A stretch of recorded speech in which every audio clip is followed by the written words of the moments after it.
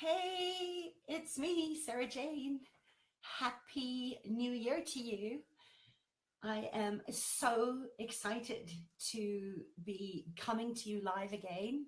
And in this video, I'm going to share with you three anchors that are going to support you in creating the abundance and the happiness and the fulfillment that you are asking for in 2018. And if you stay online and engage and comment and share this with anybody else that you know might need some support or guidance, I will be doing some God technologies for the soul readings today. And I would love it if you would join me. Hi, Lorraine. Nice to see you here. So how has your new year started? And how can you make 2018 really, really, really matter? Raise your frequency up. So welcome to the year of the dog. On this video, I'm really going to show you and just remind you, because there's nothing here that you don't already know, but I want you to really trust yourself to know that you are the creator of your own life, and it's up to you in how this year is going to unravel. In my house, every year is the year of the dog. And if you just look at dog medicine in its entirety, and the fact that we are in an incredible full wolf moon right now, that is literally howling at you to reconnect with your pack. And the very thing that separates us all is this feeling of not belonging. And dog medicine, wolf medicine, hyena medicine, it's all about saying, come home to your heart, return to trust that you're enough, trust that you are part of a pack that is greater than you and you alone. Okay, you're not separate, you're not alone, and your gifts matter. And by stepping into 2018 with your arms open, saying, I am willing to receive, and trusting that there are people waiting for you. Hi, Valletta. Hi, Barbara. Hi, Teresa. Hi, Bantu. Nice to see you here. But it's time to share your stories and connect and collaborate. That's a world that I live into, is this physical actualization, where a world of connection and cooperation, collaboration have always been my greatest assets. And there is just so much spiritual energy. I mean, have you noticed how much is coming through already? It's totally transformational. And this is actually the polar opposite of last year. Last year, 2017, was a one universal year, and one is very yang. It's the divine masculine. And we saw a lot of the shadow of this, didn't we, with the misabuse of patriarchal powers. And there were probably lots of lessons for you where you needed to learn how to stand your ground, and the Me Too campaign was pivotal in that. And 2018 is a 2-year universal number, and this is the divine feminine. This is very active, this is very nurturing energy. This is about being soulful and tuning into the voice of your soul. This is about listening to yourself, connecting with your emotions, your intuition, your psychic spidey senses, the God bumps that you feel, and your relationships. And I know last year for a lot of my clients and my tribe was turbulent. It was not either, it was really, really crappy, or it was incredibly amazing. And there was a huge contrast of looking into the shadows, into the lies that we've been telling ourselves, and really pulling up the roots that were rotten and stagnant or weren't growing, and to really invite us to deepen into the foundations that we set last year. And this is what 2018 is all about. It's about building on those strong foundations and asking, what do I want to create my life as? And who's going to become part of your pack, your tribe? And I think it's a lot to do with going back to this energy of faith and grace and trust of dog medicine. It's the loyalty of pack. It's about looking at, where are you committed to being in relationship to your environment, responding to the things that fill you up, the people that fill you up. And just as the masculine energy of last year, in Kabbalah, we talk about the yang being the light, and the light needs to be held by the vessel of the yin. We create the container, the sacred space to hold all this masculine energy in. with nurturing and kindness, and that's you. So my question is, what are you going to be filling your cup up with that's going to bring you closer to your visions, your dreams, your contributions in service to others in the world? So just think about it like this. One is associated with the sun, and two is associated with the moon, the beautiful mother moon. And this moon right now and all year, it has a very big influence on us, especially if you're a woman. You know that we're entrained in resonance with our menstrual cycles, and we have been blessed from January the 1st until today with this beautiful supermoon in Cancer. And what a beautiful way to start the year. So, just know that supermoons are about as big as they can get. And the supermoon is really when the moon is closest to the earth and we're more in touch with our spidey feelings and how it's impacting our life. It amplifies our emotion, our intuition, our spiritual insightedness, and the supermoon is amplifying all of that. And just remember, we're in this 2 universal year, which is very associated with the moon, and this is how we're starting the year. It initiates the energy or the tone of how we're going to move through the next 362 days of 2018. So hold on to your psychic hats, okay? Because at the end of January, we're ending with a full moon eclipse. I know, right? I mean, when we have 2 full moons in 1 month, that's actually a blue moon. And it literally does happen once in a blue moon. And it's even more rare than that because it's in an eclipse. So an eclipse is like way more amplified than a full moon. And we see all this intense lunar energy that we're initiating this year with. And this is really setting the tone for the whole year. This is divine synchronicity. And the universe has your back. I mean, I'm always in awe of how aligned everything is and the synchronicity of how things move through us. And that's really interesting too, because on New Year's Eve, my daughter, who's 11 and is away with her friends in Durban, she called and she was really in that embodied, felt sense of her birth sign. Her son is in Cancer, and Cancerians are so sensitive. They're all about comfort and home, and all she wanted to do was come home because there was this sense of missing home or the sense of safety or connection with her comfort and her family. And I said to her on the phone, honey, just remember, home is where you lay your heart. You can never lose your home. And this is part of my constant message, not just to you, but to myself as well, is to always, always remember that you are what you love, not what loves you. So when you lose the fear of being between homes or not feeling like so many people do at the beginning of a new year, afraid of the unknown or not knowing how they're going to actualize what they are dreaming into being with their eyes wide awake, or completing their process, which is what we did in the reclamation process on the 1st. It really is about returning to trust, knowing that your heart is where you put your home, right? Your heart is your home. And as long as you're in love and appreciation of being alive, then you can live into your aliveness and become unstoppable. And those of you that know me know that I love to use Enneagram and the doshas and personality type profiling in my work, including numerology. And 2018 is not just a 2-year, right? It's actually an 11, right? So if you think about it, it's this beautiful higher frequency of 2. It's a master number. And that's a big deal because master numbers teach us how to remember to be the master of our own lives, to be our own authority. And we're going to have so many opportunities this year. And we're also going to have a lot more challenges because we are in the training of learning how to be the master of our own destiny, of being sensitive, of being true to ourselves, of being interconnected by tuning into our own soul's calling and acting on it, and being in the trust that people now more than ever need you to be you.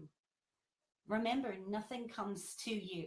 2018 is not going to give you anything that you don't actually ask for. And you're the one who's going to bring that to you. Bring in your core desires by being very exact. And only you can do that. Nobody can do that for you. And the power of choice is yours and yours alone. And you're going to be mastering the energy of relationships by standing in your power. Because as you know, that one energy, remember 11 is made of two ones, and each one is standing in their power, but they're dancing together. It's the yin and the yang. They're being true to themselves, just like the sun and the moon, just like the light and the shadow. So if one is being codependent and giving up their powers, you don't have that sacred geometry. You don't have that resonance, right? And this is really what the 11 is teaching you. It's teaching you how to be a light in the world, like a lighthouse. You know, light and psychic add up to 11 in numerology. Duh, isn't that amazing? Because it really tells you a lot about the energetic frequencies that we are being invited and called into. So you're going to learn how to really tune in to yourself and master your intuition, which is going to guide you on your path to manifesting your soul's purpose. And because this is a master number that lifts you up with this light, remember this 11 is like a gateway. I just see these beautiful columns that are evolving you into your next stage of growth. And your task is to have the courage to do the things that you came here to do, that your soul intended. And this is very feminine, very yin. So this isn't about pushing or force. This is about manifesting more by staying true to yourself. Because the way the universe works is that if you are in alignment, in resonance with your soul's purpose, this is where manifestation happens more easily. And yet, when you are pushing against this, if you're trying to swim upstream and go with your ego or what your mind is telling you to do, what other people are telling you what to do as the right or wrong, this is when things get difficult. This is when we start getting challenges. And the task this year is to have the courage to listen to your intuition, to be you, and follow the path of the light, right? That you came in knowing what you came here to do. You may have just forgotten. So this 11 is literally like living in a column of light where everything is just elevated and you can see more clearly. And remember, whenever there's more light, there's also more shadow, because you are going to see, as more light comes in, you're going to be looking around you and you're going to be seeing the subtle things, all the fears you've been suppressing.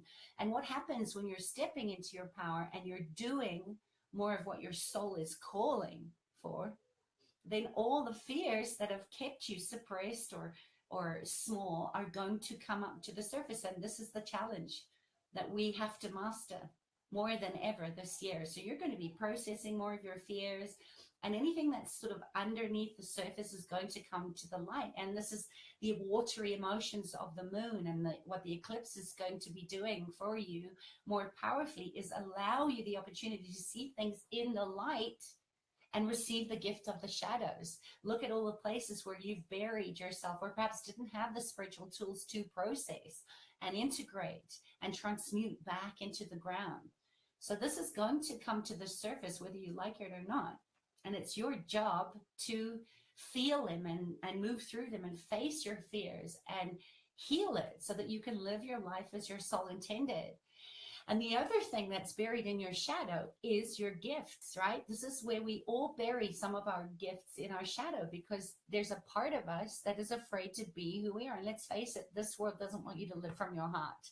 It wants you to live from your head. So it's important that you really appreciate and acknowledge and recognize your gifts and follow the breadcrumbs to get back in alignment with your pilot light, with the guides and the ancestors that are there to guide and support you. And it's so exciting.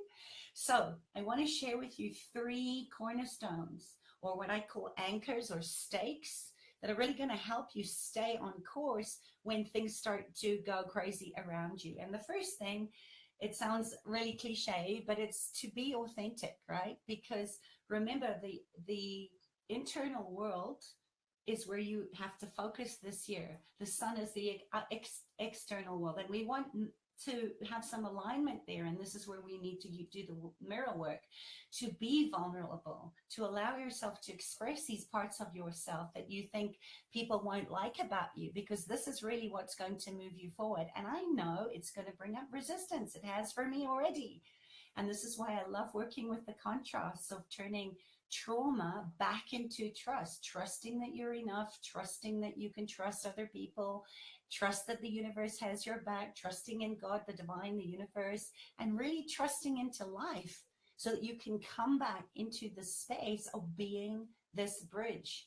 When I did my reclamation process alongside some of you on New Year's Day, and we went through the 12 anchors and the 12 lunar months of this calendar, we all picked our own cards. And for me, my anchor, not surprisingly this year, is all around trust, which is what I'm here to do as the trust doctor, but it's Yud Sahim Lamet in Aramaic. And that is that I am committing to create heaven on earth by being the fullest, truest version of myself. And so many of you came up with beautiful stakes, beautiful claims, right? Anchors, so that when you feel like you're being bumped around or taken off course during the year, you can go back to that guide and remember what you came here to be, to realign to your energetic blueprint and know who you are in communication, in collaboration with all things, and with your community, with your tribe. And remember, this can be your nonverbal too. This is the animal medicine. This is nature medicine. And it comes in to support you with the ancestral guides and helping spirits and anchors. They're always there to remind you who you are, but you have to ask for support. They're not sitting there waiting. They're like, what took you so long? So you remember I took, if you weren't on the call, we went through this forgiveness meditation. So many of you said how powerful that was, where I said we have to review and let go of these things if we're going to solidify these foundations that we started to lay in 2017, so that we have the strength and the resilience with vulnerability, what Brene Brown calls braving the wilderness. Is when the wild west comes chopping through, you have these stakes. And in this dog year, it's about loyalty, sovereignty to yourself first before you can help others. So just remember, the more aligned you are, the more you trust in your truth, that the more you know that you are enough, the more things are going to line up for you, the more opportunities are going to see. And the more you bury and diminish your power, the more challenges you're going to have. So it's really important that you allow yourself to be vulnerable and just show the world the messy, funny, beautiful, endearing parts of yourself. No holding back. And the other thing is that if there is a longing or a calling within your heart that really wants to express itself, don't try and think yourself out of it. Don't try and figure shit out. Or, say, I want to be a painter, but I'm going to keep to my accounting job because it's safer. Know that you have to pursue your dreams, because that is your authentic, true nature. It was born in you to express itself and to be shared with other people. So please, please, please don't repress it anymore, these longings and yearnings. Tap into your core desires, feelings, and find a way to express that true nature of you, because that's what the world is waiting for. Not some false image or illusion that you're something that you're not. Okay. And I'm looking at this because I'm on my computer right now, so I'm not able to look at the comments, but type yes if you're with me on this. And good morning, Dave. Hi, Helga. Hi, Anjana. So if this is resonating, please type yes in the comments and share this with somebody. Let's share the love right now, because the second thing I wanted to share with you today is, how can you lighten up today? How can you lift yourself up into the light? Where are you weighing yourself down? And I have a whole program on this called the No Judgment Diet, ending the weight of judgment. Because when we put weight on all our bodies and heads and countenance and endeavors, our bodies feel that weight and they can't carry the load for very long. So this is where forgiveness comes in, because forgiveness is an integral part of lightening up. If you're holding grudges, or you're holding on to regrets, or angry, or upset, or hurt, or betrayal, you cannot be in trust. You're in that situation, you're reliving the story, and all it does is suck the living light out of you. You know, it's kind of like swallowing poison and hoping the other person dies. It's a very heavy frequency that takes you out of that divine pillar of light, your energetic blueprint. So where can you start unburdening and let go of some of these weights, or shackles, or nooses, or ties, or entanglement? Where can you start cutting those cords and set yourself free? Lighten your load. You don't have to carry that rock up the hill. You can choose to put it down. So would you be willing to write your own permission slip and just say, I'm letting go of anything that no longer serves me? Lighten up your load. And if you're interested in getting some more support, have a look at the No Judgment Diet. I'll post the link below after this. But just remember, we have to be very deliberate in our asking, in what we're ingesting, not just in the food, but in the thoughts that we're having, in the people that we have in our life, in the environment that we're living in. We have to respond to light, and we need to declutter. Right? We have to look at, what am I unwilling to receive? What can't I receive because my hands are full of shit? You know, I get it. I've been there. And a lot of time, this is those codependent narcissistic relationships where we keep attracting the same pattern repeat, or other variations of this old story. Know that you may need to use that forgiveness meditation with that person or story a couple of times. So lighten your step, play more, be gentle on yourself, tread lightly on the earth as you enter this new phase with the curiosity of a child that's just beginning to walk. And if that child fell, what would love do in nurturing that child and telling them they're going to be okay? Because remember, we can't heal what we're not willing to feel. And this is really where going into the dark, going into the shadows, or the cave that Joseph Campbell talks of in The Hero's Journey, is a vital part of your health and well-being, and the health and well-being of the planet and the people that you love and the animals in your life. And that's the greatest gift that you can give yourself, is to ask for support and begin by doing your own internal work, right? Tend to your own internal garden, which brings me to the third anchor for today, that in order for others to uplift their own energies, you need to choose to be that beacon of light first for yourself, so that other people can find you, right? And I'm not saying be the tugboat where you're efforting and pushing and expending energy trying to push that boat into harbor, but that you're the lighthouse, you're solid on your rock. And no matter what storms or waves crash about you, you as the lighthouse are solid on your rock. You don't move. All you do is you keep flashing your light, light and love, in harmony with the natural order of all things. That is your true nature. You were born to be a beacon of light and hope for others. And how beautiful is that, to be able to just appreciate that you are a light in this world, whether you realize it or not. And every time you bring more love and appreciation into the world, every time you express your true nature, every time you share a part of yourself that's only yours to share, because there's only one of you, you put that light out into collective consciousness, and then other people can look toward their own light, right? Because they go, wow, there it is. And please, you can't be fearful about this. Just remember, if you can help one animal or one person, if you can be that light of inspiration by being the creative, loving person that you were born to be, if you can express yourself and whatever is dying inside of you, please don't die with your soul inside. If you just help one person and you never even know that you've helped them, if you paint a painting or play some music or read to the elderly or go visit animals in the shelter, you've changed something, and that matters, right?